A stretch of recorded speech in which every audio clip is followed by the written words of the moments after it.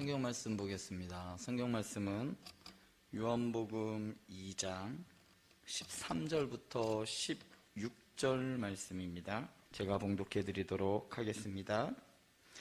유대인의 유월절이 가까운지라 예수께서 예루살렘으로 올라가셨더니 성전 안에서 소와 양과 비둘기 파는 사람들과 돈 바꾸는 사람들이 앉아 있는 것을 보시고 노끈으로 채찍을 만드사 양이나 소를 다 성전에서 내쫓으시고 돈 바꾸는 사람들의 돈을 쏟으시며 상을 엎으시고 비둘기 파는 사람들에게 이르시되 이것을 여기서 가져가라. 내 아버지의 집으로 장사하는 집을 만들지 말라 하시니. 아멘.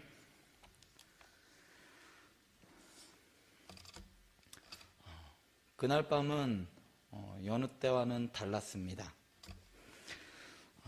으시시한 기운이 온 땅을 덮었고 사람들은 두려움에 떨었습니다. 밤에 낮은 기온 때문에 떨리는 것이 아니라 칠흑 같은 어둠과 공포에서 오는 두려움으로 인한 떨림이었습니다. 밤을 뜬 눈으로 지샌 사람들은 아침이 되자 곳곳에서 비명소리가 들려오는 것을 들었습니다. 애굽 모든 지역에서 심지어는 왕궁에서조차도 곡소리가 들렸고 마침내 그들은 애굽을 떠날 수가 있었습니다. 그날 밤은 바로 유월절입니다.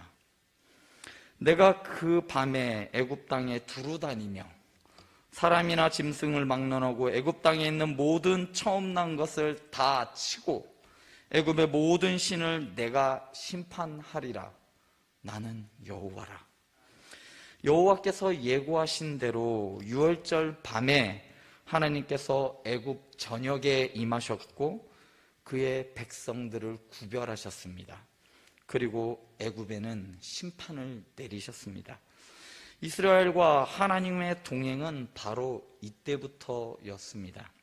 하나님께서 자신의 백성들을 보호하시고 애굽의 심판을 내리시는 장면은 과거 영화 10개나 혹은 모세와 관계된 영화들을 통해서 우리가 볼 때마다 통쾌함을 주는 부분입니다. 이스라엘 백성들에게 이 날이 얼마나 중요했는지는 하나님의 명령에도 나타납니다.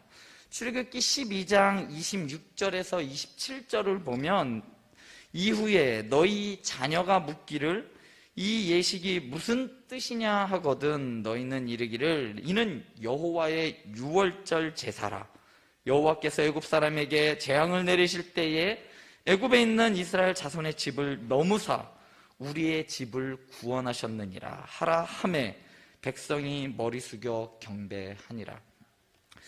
자식들에게 알려주는 것도 모자라서 대대손손 알려주고 기억하게 할 만큼 이 유월절 사건은 이스라엘 백성들에게 아주 중요했습니다.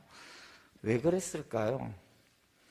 하나님께서 이스라엘 백성들을 구원해 주신 날이기 때문에 이스라엘 중에 내려오면서 그의 백성들을 만나 주시기 위한 이 최초로 이스라엘 백성들을 만나 주신 날이 바로 이 유월절이기 때문입니다. 이스라엘의 집집마다 방문을 해주셨어요. 그리고 그의 문설주에 있는 어린 양의 피를 보시면서 하나님께서는 이렇게 말씀하십니다. 너는 내 것이야. 자신의 백성으로 이때 하나님께서는 인치셨습니다. 그러나 이스라엘 사람이라 할지라도 문설주에 양의 피를 바르지 않을 때 가차없이 죽음을 선언하셨습니다.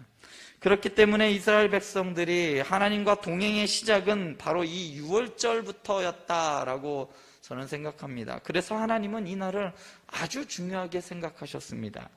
바로 그날 유월절이 가까워 왔을 때 예수님께서 예루살렘으로 올라가셨습니다. 여기서 예루살렘은 성전이 있는 곳이기 때문에 성경에서 예수님께서 예루살렘에 올라가셨다라는 이 표현은 바로 성전에 가셨다라는 것을 의미합니다.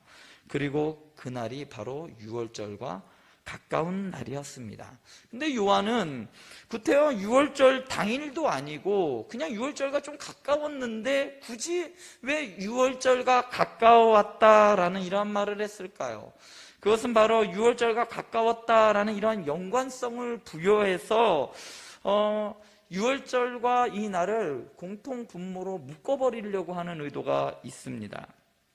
그것은 유월절이 갖는 상징적 의미와 예수님께서 성전에 오르시는 것과 연관짓기 위한 요한의 의도라고 보여집니다. 이런 배경에서 오늘 말씀을 살펴볼 필요가 있습니다. 여호와께서 자신의 백성들을 출애굽시키시고 낮에는 구름기둥으로 밤에는 불기둥으로 동행해 주셨습니다. 이스라엘 백성들을 구름기둥과 불기둥으로 인도하신 하나님께서 모세를 통하여 성막을 짓게 하셨어요. 이제는 내가 너희를 떠나지 않고 너희 중에 함께 하겠다는 하나님의 의지였습니다. 아브라함과 이삭과 야곱을 비롯하여 이전의 사람들은 하나님께서 내가 너와 함께 하겠다라는 이 증표를 무엇을 통해서 알았냐면 부와 그 재물을 통해서 알게 되었다면, 이제는 하나님께서는 이 성막을 통하여 내가 너희 중에 항상 함께 있을 거야, 내가 이곳에서 너희와 만나줄 거야 라는 그 이스라엘 백성 중에 동행함의 표시로 이 성막을 보여주셨습니다. 사실 이것은 인간의 상상을 뛰어넘는 그러한 하나님의 방식이었습니다. 얼마 전에 시온이의 진료가 있어서 병원을 간 적이 있습니다. 영상 촬영실로 아이 혼자 들여보냈을 때 그리고 문을 탁 닫았어요. 근데 이 문이 닫히는데 왜 이렇게 마음이 짠하면서 눈물이 나는지 모르겠어요. 혼자 그곳으로 들여보냈다라는 이 사실이 저를 정말 마음 아프게 했습니다.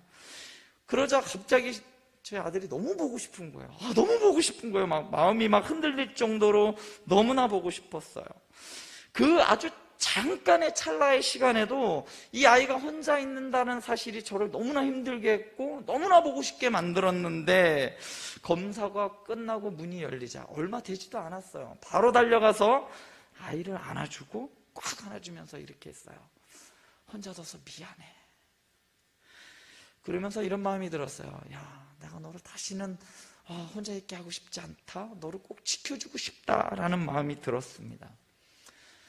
하나님의 마음이 이러지 않을까 싶습니다. 하나님을 잊고 애굽에서 만신창이가 된 이스라엘을 건져내 주셔서 구름기둥과 불기둥으로 보호하시면서 이젠 그 누구도 너희에게 손끝 하나 건들지 못하게 할 것이야. 내가 너희 가운데 함께 할 거야 라는 이런 하나님의 마음이 이 성막을 통해 녹아져 있었습니다. 그리고 확고해 보여지었습니다. 성막을 통해 이스라엘과 함께 하셨던 하나님께서는 광야의 40년이라는 그 기간도, 가나안 땅을 정복했던 또한 40년의 시간도, 그 정복 전쟁 또한 하나님께서는 함께 하셨습니다. 그리고 그 시간을 거쳐 솔로몬 시대, 솔로몬을 거쳐 이스라엘의 역사 속에서도 하나님은 늘 이스라엘 백성들과 함께 하셨습니다. 그런데 언제나 너와 함께 할 것이라 하였던 이 하나님의 약속이 있었음에도 불구하고 하나님께서 이스라엘을 떠나는 일이 벌어졌습니다. 더 명확히 말씀드리자면 솔로몬부터 시작된 우상숭배는 이스라엘 전역으로 퍼져갔고 불신과 배교, 이거의 골은 더욱더 깊어갔습니다. 급기야는 하나님 앞에서 완전히 돌아서서 바알과 아세라를 섬기고 하나님을 잊어버렸습니다.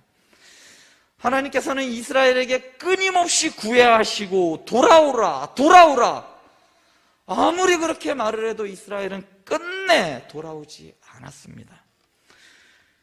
그 결과 그 옛날 애굽의 바로를 치던 여호와의 손이 이스라엘을 치게 하셨습니다.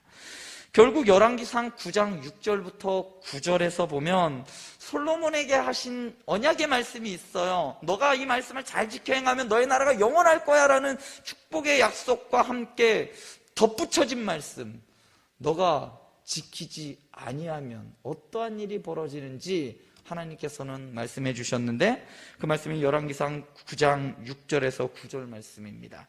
만일 너희나 너희 자손이 아주 돌아서서 나를 따르지 아니하면 내가 너희 앞에 둔 나의 계명과 법도를 지키지 아니하고 가서 다른 신을 섬겨 그것을 경배하면 내가 이스라엘을 내가 그들에게 준 땅에서 끊어버릴 것이요 내 이름을 위하여 내가 거룩하게 구별한 이 성전이라도 내 앞에서 던져버리리니 이스라엘은 모든 민족 가운데서 속담거리와 이야기거리가 될 것이며 이 성전이 높을지라도 지나가는 자마다 놀라며 비웃어 이르되 여호와께서 무슨 까닭으로 이 땅과 이 성전에 이같이 행하셨는고 하면 대답하기를 그들이 그들의 조상들을 애굽 땅에서 인도하여 내신 그들의 하나님 여호와를 버리고 다른 신들을 따라가서 그를 경배하여 섬김으로 여호와께서 이 모든 재앙을 그들에게 내심이라 하리라 하셨더라.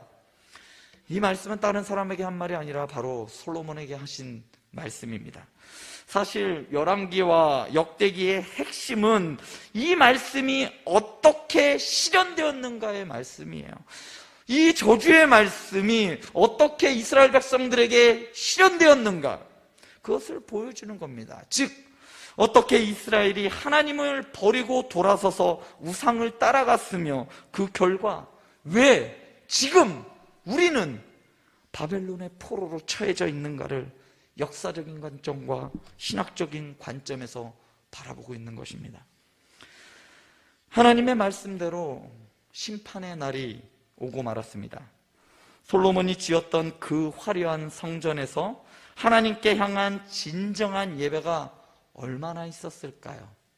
크고 화려하고 1000번제를 드렸던, 정말 예배하면 솔로몬이지 라고 여러분들은 생각할 수도 있지만 성경을 자세히 들여다보면 그 화려하고 엄청난 규모의 성전에서 과연 얼마나 예배다운 예배가 드려졌을까요? 열왕기상 11장 4절부터 5절에 보면 이렇습니다. 솔로몬의 나이가 많을 때에 그의 여인들이 그의 마음을 돌려 다른 신들을 따르게 하였으므로 왕의 마음이 그의 아버지 다윗의 마음과 같지 아니하여 그의 하나님 여호와 앞에 온전히 행하지 못하였으니 이는 시돈 사람의 여신 아스다롯을 따르고 암몬 사람의 가증한 밀곰을 따름이라. 심지어 열왕기상 11장 7절을 보면 모압의 가증한 그모스를 위하여 예루살렘 앞에, 그러니까 예루살렘 성전 바로 앞에 있는 산, 그 산 앞에 산당을 지었고 또 암몬 자손의 가증한 몰록을 위하여 그와 같이 하였다라고 했어요. 하나님을 위한 그 성전 주위마다 이방 신들을 위한, 우상들을 위한 신당을 정해놓고 그것을 지어놓고 그의 백성들을 그 우상의 길로 접어들게 만들었던 인물이 솔로몬입니다. 결국 이렇게 우상의 길로 접어든 이스라엘 백성들에게 하나님께서는 떠나셨습니다. 비록 솔로몬이 죽은 지 200년이 지나 히스기야라는 왕이 세워져 나름대로의 예배를 회복하고자 했지만 결국 그도 실패하고 말았습니다. 에스겔서 8장에서 11장을 보면 당시 이스라엘을 떠나시는 하나님의 모습이 나오는데 하나님의 성전 안에서 제사장들과 여인들과 예루살렘의 장로들이 성전의 네 방향을 향하여 우상들을 경배하였고 하나님의 성전 입구에서, 그러니까 하나님의 면전 앞에서 하나님을 등을 지고 태양신을 숭배하여 상상조차 할 수 없는 모욕을 하나님께 드렸습니다. 그리고 이후에 에스겔은 하나님의 영광이 그룹들과 함께 성전에서 떠나가는 장면을 목격하였습니다. 그렇게 하나님께서는 이스라엘을 떠나가셨습니다. 사랑하는 성도 여러분, 이스라엘에게 있어서 가장 큰 축복이 무엇인지 아십니까? 그것은 하나님께서 그들 가운데 거하신다는 축복이었습니다. 바로 그들의 큰 유업은 바로 가나안 땅도 아니었고 강력한 왕국도 아니었고 바로 하나님이었어요. 그런데 그 하나님의 영광이 그들에게서 떨어져 나갔습니다.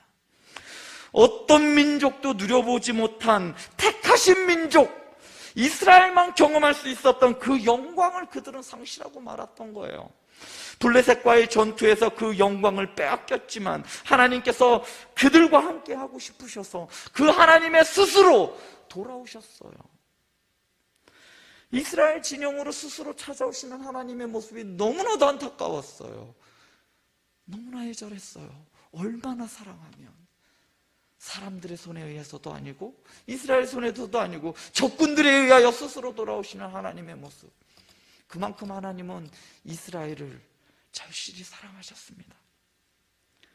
그러나 이스라엘은 예전의 이스라엘이 아니었습니다. 풍요와 쾌락의 맛을 한 이스라엘은 우상신전에서 누리는 그 여자 사제들과의 성적 쾌락, 그것으로 인하여 성전에서 나는 그 피비린내 나는 그 제사를 진절머리나게 했어요. 이제는 피비린내가 나는 그 제사보다는 그냥 이방 신전들에 가서 즐기는 그 쾌락이 더 좋아 보였던 거예요. 이스라엘의 타락의 골은 깊어갔고 우상들이 하나님을 대체하면서 온 이스라엘이 하나님께 뒤돌았을 때 하나님께서는 그의 영광을 성전에서 거두어 가셨습니다. 바로 하나님께서 떠나신 겁니다. 하나님의 영광이 떠나간 성전은 더 이상 성스러운 성전이 아닙니다. 하나님의 영광이 떠나간 성전은 그냥 건물이에요. 그렇게 아름답고 화려했던 솔로몬의 성전은 그냥 하나님이 떠나간 순간 그냥 건물 껍데기입니다. 이방 그 노략자들이 노략하기 좋은 표적이지요. 얼마나 좋겠어요. 금은보화가 가득 차 있는데요. 금으로 만들었는데요. 그러니까 그 사람들이 쳐들어와서 제일 먼저 솔로몬의 성전을 부시기 시작합니다. 하나님의 영광은 또한 이를 예언을 한 예레미야 선지자는 이렇게 이야기를 합니다. 반드시 하나님의 성전이 약탈되고 언약궤가 사라지는 날이 반드시 올 것이라고 예레미야 선지자는 예언을 합니다. 그러면서 예레미야 3장 16절에 보면 그럼에도 불구하고 사람들이 언약궤를 그리워하거나 또 다른 것으로 교체하려고 하는 그러한 행동조차도 하지 않을 것이다라고 이야기를 합니다. 실제로 바벨론은 예루살렘을 정복하고 성전을 약탈한 후에 그것을 무너뜨렸는데 이때를 기록한 예레미야 52장 17절에서 23절을 보면 또한 그 비슷한 말씀 열왕기하 25장 13절에서 17절을 보면 바벨론이 어떻게 성전을 약탈해 갔는지 그 성전에 있는 금과 은과 어떤 품목들이 다 나옵니다. 그런데 하나님의 임재의 상징인 언약궤에 대한 언급은 하지 않고 있어요. 이미 에스겔서에서 의하면 바벨론의 군사들이 예루살렘의 성전에 도착하기 전에 하나님의 영광은 그곳에서 떠났기 때문입니다.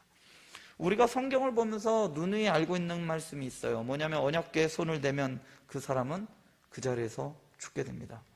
왜냐하면 죄를 갖고 있는 사람이 영광스러운 하나님의 언약궤에 근접했을 경우에는 그 즉시 그 영광이 우리의 죄의 값을 찾기 때문에 우리는 죽음으로 그 값을 내놓게 되어 죽을 수밖에 없습니다. 그런데 사라졌어요. 왜냐하면 아무리 언약궤라 할지라도 하나님께서 그 안에 임재하지 않으면 언약궤는 아무런 가치도 없다는 겁니다. 임재의 상징인 언약궤라 할지라도 하나님이 계셔야만 언약궤일 수 있는 겁니다. 그런데 이스라엘의 하나님이 떠나셨어요. 그러니 언약궤는 아무런 의미가 없었겠죠. 나중에 바벨론 군사들에 의하여 녹여서 어떻게 됐는지 그 기록은 아무것도 남아있지 않습니다. 심지어 스룹바벨에 의하여 성전이 재건되었어도 지성소에는 언약궤가 없었습니다.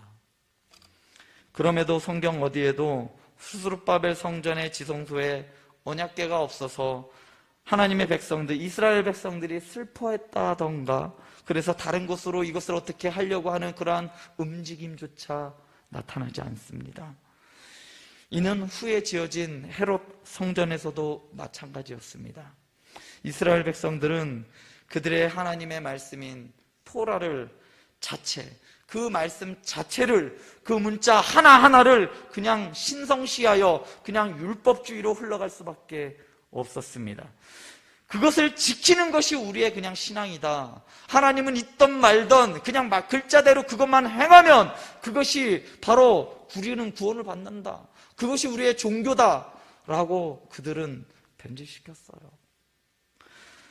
또한 정결예법과 그리고 자신들이 만든 규례로 하나님을 대체해버렸습니다. AD 70년, 그러니까 예수님이 가시고 나서 한 40년, 50년 정도 흘렀을까요? 많은 사람들이 죽었어요.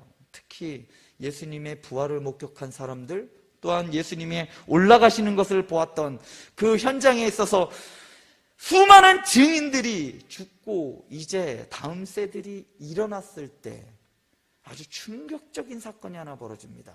이스라엘의 성전이 완전히 로마 군사들에 의하여 돌 하나도 남지 않고 싹 멸망해 버리는 사건이 벌어졌습니다.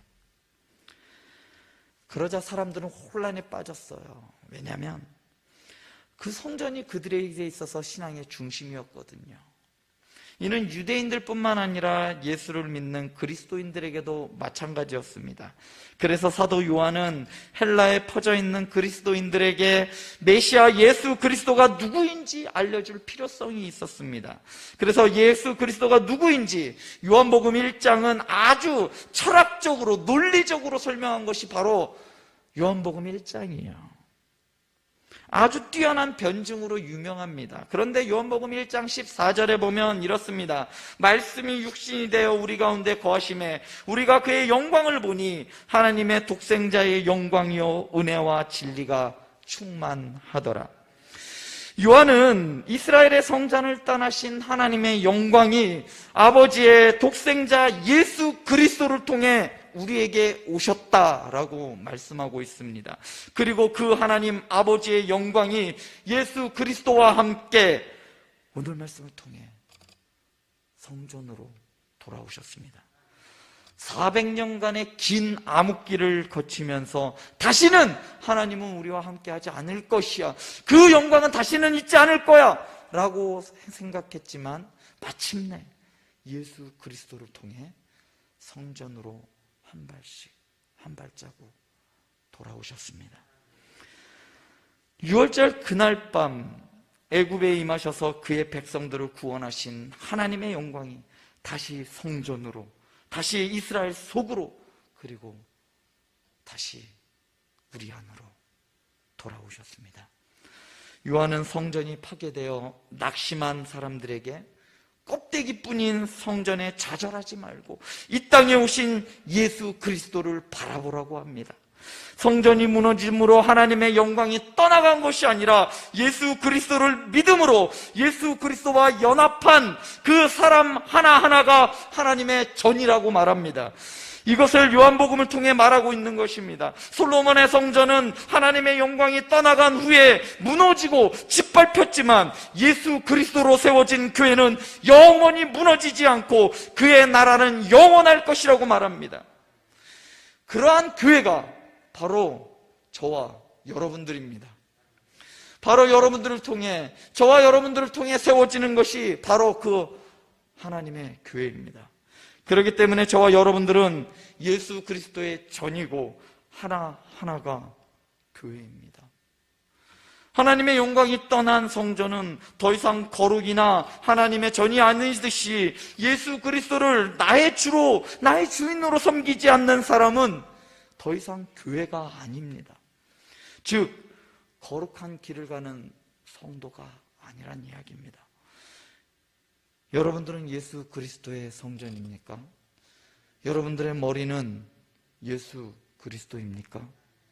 여러분들의 머리가 예수님일 때 여러분들은 주님의 교회가 될 수 있는 겁니다. 그런데 여러분들의 주인이 나라면 여러분들은 교회가 아닙니다. 이 건물이 거룩한 것이 아니라 예수 그리스도의 통치가 이루어지는 삶을 살아가는 성도들이 있기 때문에 이곳이 바로 거룩한 교회가 되는 것입니다. 예수께서 없던 자리를 내어달라는 것이 아닙니다. 본래부터 그분의 자리였습니다. 여러분들의 인생은 여러분들의 것이 아니라 여러분들을 창조하신 창조주의 것이란 말입니다. 여러분 생각해 보시기 바랍니다. 도자기가 누구의 것입니까? 도자기의 것입니까? 도자기를 만든 도공의 것이 아니겠습니까? 마찬가지로 여러분들은 누구의 것입니까? 내 삶은 나의 것이야, 내 마음대로 살아갈 것이야 라는 것이 아니라 여러분들을 창조하신 바로 창조주의 것이란 말입니다. 예수 그리스도가 바로 여러분들의 창조주입니다. 예수님께서 그분의 자리를 찾아오십니다. 그렇다면 여러분들은 어떻게 반응하시겠습니까? 예수께서 독생자의 영광으로 성전에 돌아오셨을 때 그곳은 환전소와 소와 양과 비둘기를 파는 장사꾼의 소굴이 되어 있었습니다.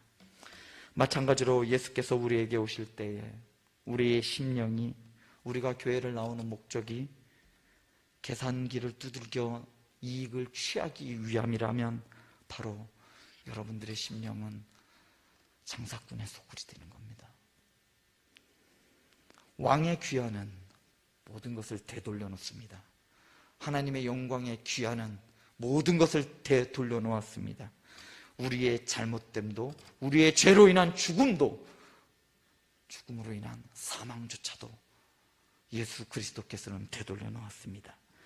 예수 그리스도를 왕으로 모시는 사람에게는 바로 이 하나님의 영광이 나타날 것입니다. 그래서 하나님의 영광을 위해 살고 죽을 수도 있는 것입니다. 여러분들이 교회입니다. 그리고 여러분들이 하나님의 영광입니다. 그러므로 여러분들은 사나 죽으나 주님의 것입니다. 기도하시겠습니다.